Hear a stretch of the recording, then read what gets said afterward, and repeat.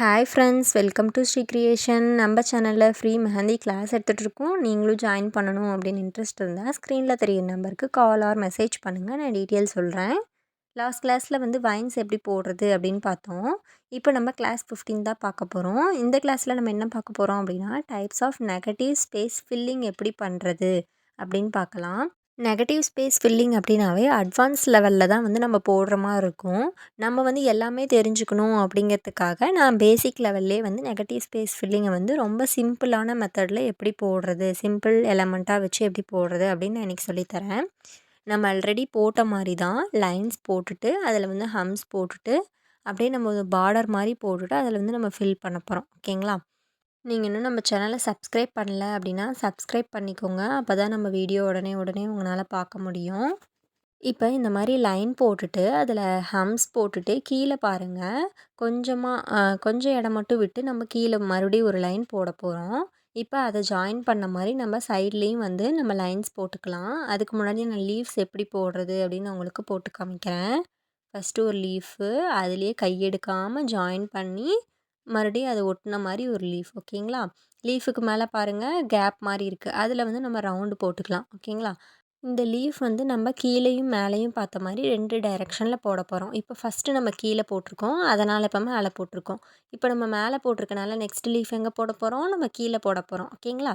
இப்போ மேலே இருக்க லீஃபுக்கு கேப் இருக்குது, அதனால் நம்ம ஒரு ரவுண்டு மாதிரி போட்டுடுறோம்.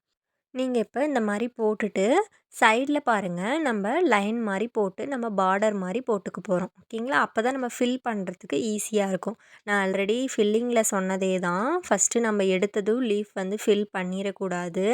அந்த லீஃபை சுற்றி நம்ம ஒரு லைன் மாதிரி பார்டர் மாதிரி போல்டு பண்ணிவிட்டு அதுக்கப்புறம் ஃபில் பண்ணால் தான் நல்லா நீட்டாக வரும். அதே மாதிரி தான் இந்த ரவுண்டை சுற்றி நான் ஃபஸ்ட்டு போல்டு பண்ணிக்கிட்டேன். போல்டு பண்ணிவிட்டு அதுக்கப்புறம் தான் நான் வந்து ஃபில்லிங்கே கொடுக்குறேன். அப்படி நீங்கள் போல்டு பண்ணாமல் ஃபில்லிங் பண்ணினீங்கன்னா உங்களுக்கு கண்டிப்பாக கரெக்டாக வராது. நான் நெக்ஸ்ட்டு எலமெண்ட் போடும்போது நான் போட்டு காமிக்கிறேன் எப்படி வரும்ன்ட்டு.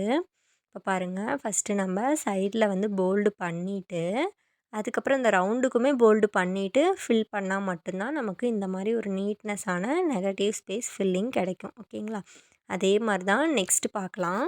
2 சின்னதாக ஒரு பார்டர் மாதிரி போடுறோம். 2 லைனு அதில் வந்து ஸ்பைரல் போட்டு ஃப்ளார் போடணும். ஓகேங்களா? ஃப்ளார் போட்டுட்டு மறுபடியும் கீழே ஒரு டபுள் லைன் போட்டுட்டு மறுபடியும் கீழே ஒரு ஸ்பைரல் போடணும். என்ன சொல்லியிருக்கேன், லீஃப் சொல்லும் போதே மேலே ஒன்று போட்டோம்னா கீழே ஒன்று போடணும், கீழே ஒன்று போட்டோம்னா மேலே பார்த்த மாதிரி போடணும். அதே மாதிரியே நீங்கள் ஃப்ளாருக்கும் வந்து போட்டுருங்க. நெகட்டிவ் ஸ்பேஸ் பொறுத்த வரைக்கும் இந்த மாதிரி தான் போடணும். கீழே பார்த்த மாதிரி போட்டோம்னா மேலே பார்த்த மாதிரி போடணும், மேலே இருக்க மாதிரி போட்டால் கீழே இருக்க மாதிரி போடணும். பாருங்கள், நான் எப்படி ஃபில் பண்ணுறேன்னு. சைடில் ஃபஸ்ட்டு போல்டு பண்ணிட்டேன். அதுக்கப்புறம் ஃபுல்லாக ஃபில் பண்ணும்போது எவ்வளோ நீட்டாக இருக்குதுன்னு பாருங்கள். நம்ம எடுத்ததும் ஃபில் பண்ணணும் அப்படின்னா நீட்னஸ் கிடைக்காது. ஃபஸ்ட்டு சொன்ன மாதிரி தான் பாருங்கள் எவ்வளோ நீட்டாக வந்திருக்குன்னு. இப்போ நான் எப்படி போடக்கூடாது அப்படின்னும் நான் சொல்கிறேன். இந்த மாதிரி சின்னதாகவும் பார்டர் போடாதீங்க.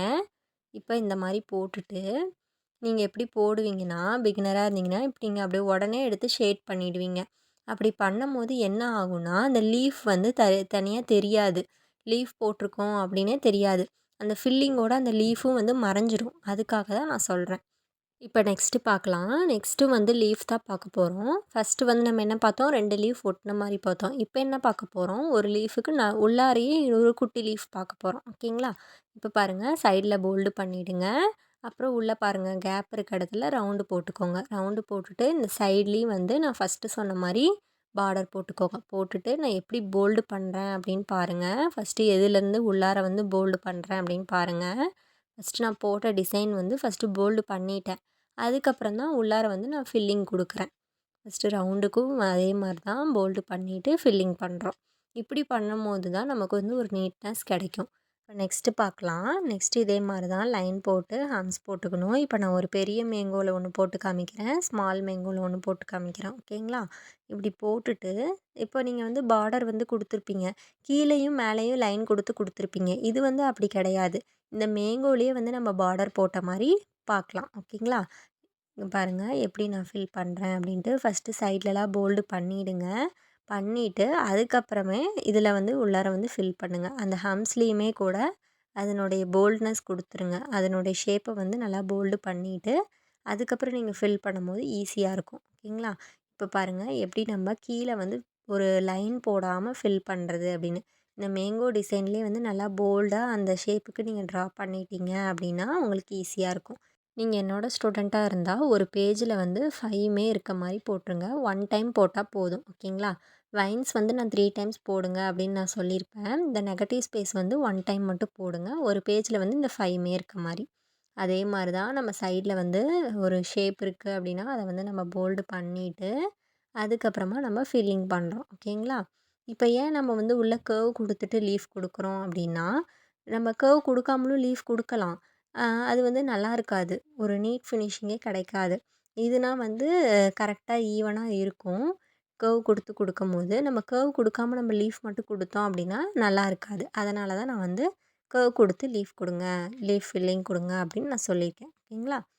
இப்ப நான் பென்ல போட்டு காமிக்கிறேன். எப்படி அன்ஈவனா இருக்கும்னு பாருங்க. இந்த மாரி குடுக்கும்போது, இப்ப தனித்தனியா நம்ம ஒரு லீஃப் குடுக்கும்போது எப்படி அன்ஈவனா இருக்கும். இப்ப பாருங்க நான் பென்ல போட்டு காமிக்கிறது. நல்லா ஃபினிஷிங் கிடைக்காது. உங்களுக்கும் நம்ம வீடியோ புடிச்சிருக்கும்னு நெனைக்கிறேன். புடிச்சிருந்தா உங்க ஃப்ரெண்ட்ஸ் அண்ட் ஃபேமிலி மெம்பர்ஸ்க்கு ஷேர் பண்ணுங்க அண்ட் சப்ஸ்கிரைப் பண்ணுங்க. Thank you.